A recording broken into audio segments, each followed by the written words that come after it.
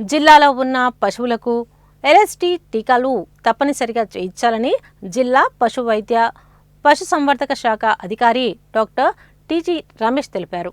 టీకాలు వేసిన పశువుల వివరాలను భారత్ పశుధన్ యాప్లో నమోదు చేయాలని ఆయన తెలిపారు.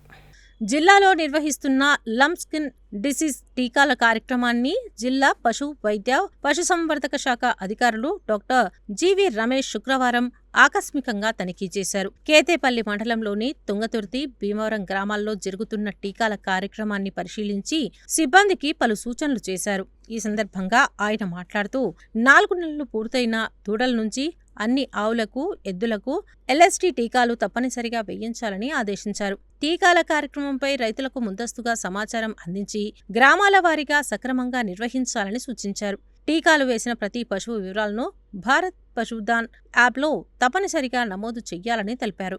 అనంతరం కేతేపల్లి మండలంలోని చెరుకుపల్లి, తుంగతుర్తి, భీమవరం సబ్ సెంటర్లలో పాటు కొప్పోలు ప్రాథమిక పశు వైద్య కేంద్రాన్ని తనిఖీ చేశారు.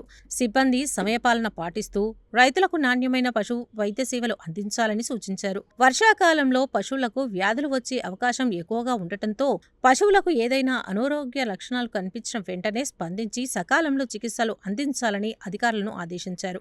జిల్లాలో కృత్రిమ గర్భధారణ కార్యక్రమాన్ని మరింత విస్తృతంగా అమలు చేసి అర్హత ఉన్న అన్ని పశువులకు సేవలు అందించాలని సూచించారు. అలాగే గర్భకోశ సంబంధిత వ్యాధులు చికిత్సా శిబిరాలను ఎక్కువ సంఖ్యలో నిర్వహించి ఎదుకురాని పశువులకు తగిన చికిత్సను అందించాలని తెలిపారు. జిల్లాలోని అన్ని పశువైద్యశాలల్లో టీకాలు, మందులు నిల్వలు సమృద్ధిగా ఉన్నాయని, రైతులు పశువైద్య శాఖ సేవలను సద్వినియోగం చేసుకోవాలని ఆయన కోరారు.